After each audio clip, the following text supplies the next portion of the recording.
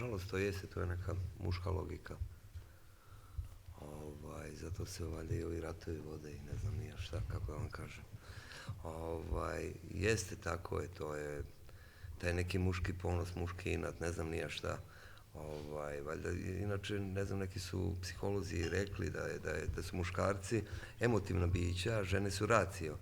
A onda meni to bilo čudno, kao kako muškarac emotivno biće, oni sad zapravo muškarci imaju toliko emocije koje stalno skrivaju umjesto da je puste, možda bi bili racionalni. A ovako skrivajući te emocije, zapravo oni i takvi su kakvi jesu, nikada odrastu i uvijek prave pogrešne,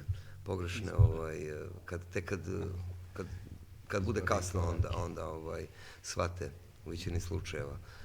Tako da verovatno i to, i što kažete, nosi bes, ona nosi ceo teret i muku ovog sveta, a Dimitrije nosi bes, ceo bes ovog sveta i na kraju uvijek moram težim putem se dolazi do toga, ali kako da se kaže, ipak ima ova predstava, ima neku vrstu katarze, jer